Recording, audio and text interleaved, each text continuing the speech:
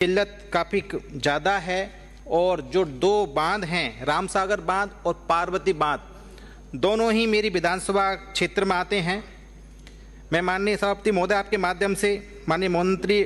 मंत्री महोदय जी को अवगत कराना चाहता हूं कि मैं एक पहाड़ी इलाके से आता हूं। जो बसेड़ी विधानसभा है उसमें दो ब्लॉक हैं, एक बसेड़ी और एक है सरमत्रा। सरमत्रा क्षेत्र जो कि पहाड़ी इलाके से आता है और पूरा बिल्कुल पहाड़ी इलाका है। उसकी दो सहायक नदियों से पार्वती बांध को भरा जाता है और उस पार्वती बांध से सिंचाई की नहरें निकलती हुई बसेड़ी, जारगा, सैंपऊ और राजाखेड़ा निकलती हुई बिल्कुल आगरा यूपी में निकल जाता है पानी। और सरमत्रा ब्लॉक के लिए बिल्कुल पानी नहीं मिलता। सरमत्रा की जो आम जनता है उनके लिए पानी की व्यवस्था, पीने के पानी की व्यवस्था मोटर के द्वारा, पंपिंग स्टेशन के द्वारा, नल के द्वारा की जाती है। तो मैं माननीय मंत्री महोदय जी को आपके माध्यम से अवगत कराना चाहता हूं कि हमारे यहाँ काली तीर्थ चंबल परियोजना, जिनका भी 710 करोड़ रुपये अभी बजट में प्रावधान किया गया था,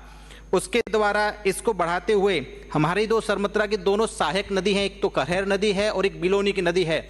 उसमें चाहे पाइप के द्वारा या किसी भी संसाधन के द्वारा पानी डाल दिया जाएगा तो सरमत्रा क्षेत्र की जनता को बहुत राहत मिलेगी। साथ ही मैं माननीय सभापति महोदय आपके माध्यम से मंत्री महोदय जी को बताना चाहता हूं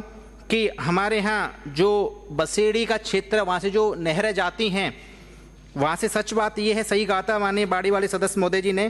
कि यूपी की जनता, किसान उससे पानी चोरी करते हैं। तो हम चाहते हैं कि जब से ये माइनर बनी है, नहरें बनी हैं, इनका कभी भी रिपेयर या नवीनीकरण नहीं हुआ है। तो आपके माध्यम से मैं चाहता हूं कि सैंपऊ ब्रांच नहर 0 से 2100 मीटर तक पुनः नहर का नवीनीकरण किया जाए। साथ ही अतरसुमा, रेवैयाप्रा, वहोरा हेड से जो बसेड़ी के पार्ट हैं उनमें उनकी नहरों को दुरुस्त करके उनको भी बनाया जाए। तथा रामसागर बांध, जहाँ से जो मेरे बसेड़ी विधानसभा के गाँव आते हैं, कासोटी, केड़ा, सहेड़ी, उमरे, सुनीपुर, उनमें भी रामसागर बांध के द्वारा सिंचाई के द्वारा किया जा सकता है। साथ ही मैं मांग संख्या 4545 के द्वारा हमारे वन मंत्री महोदय जी हैं उनको आपके माध्यम से अवगत कराना चाहता हूं कि सरमत्रा क्षेत्र 80% वन भूमि पे बसा हुआ है। अभी 3 फरवरी को हमारे पूर्वी राजस्थान के कद्दावर नेता जो सरकार से विमुख हो गए और उन्होंने स्टेटमेंट भी दिया था कि जनता से मैं विमुख हो गया क्योंकि सरकार ने मेरी सुनी नहीं, आदरणीय किरोड़ीलाल जी, वो भी 3 फरवरी को गए थे और वो आश्वासन दे के आए थे मेरी जनता को वहाँ पे कि मैं तीनों डिपार्टमेंट के माइंस, फॉरेस्ट और रेवेन्यू की टीम लेकर के आऊँगा। माननीय सभापति महोदय, हमारे किसी माननीय सदस्य मंत्री को कोट करके कहा, इन्होंने वो वक्तव्य जो आप बोलो कहाँ का बिराजिए माननीय मंत्री अध्यक्ष महोदय, जो उन्होंने कभी कहीं नहीं कहा कि मैं माननीय अध्यक्ष महोदय, मैं आपके द्वारा बताना चाहता हूं कि वो सरमत्रा गए थे। मैं डायरेक्टली उनसे नहीं कह रहा, लेकिन वो जनता से वादा करके आए थे। ऐसा स्टेटमेंट मत दो जो आपका गलत स्टेटमेंट हो। नहीं माननीय अध्यक्ष महोदय, आपके द्वारा बताना चाहता हूं, उन्होंने जनता में कहा है, मैं आपको दे दूंगा पूरा कटिंग, बिल्कुल कहा है इन्होंने। तो उन्होंने कहा था, मैं चाहता हूं कि सरकार और अध्यक्ष महोदय बैठे हुए हैं, उनके माध्यम से मंत्री महोदय जी, वन मंत्री महोदय जी को कहना चाहता हूं कि आपसे निवेदन है कि 80% जनता फॉरेस्ट के इलाके में रहती है और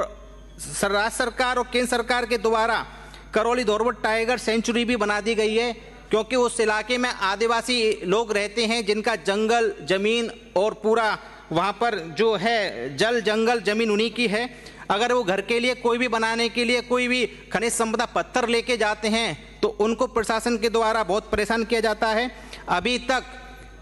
जितने भी मामले माइंस ने नहीं पकड़े, फॉरेस्ट ने नहीं पकड़े, पुलिस प्रशासन ने पकड़े हैं, वो भी उन्होंने अवैध दिखा करके पकड़ा गया था, जबकि ये गलत था बिल्कुल वहाँ पर। तो मैं माननीय मंत्री महोदय से निवेदन करता हूं कि जिस तरह से कल के अखबार में आया है कोटा का प्रकरण कि राष्ट्रीय चंबल घड़ियाल सेंचुरी कोटा को विकास में बाधा बताकर शहरीकरण में छितर लाने के लिए ऊर्जा मंत्री जी के द्वारा सिफारिश की गई थी। तो मैं भी चाहता हूं इस सदन के माध्यम से अध्यक्ष महोदय कि हमारे यहाँ बीलों,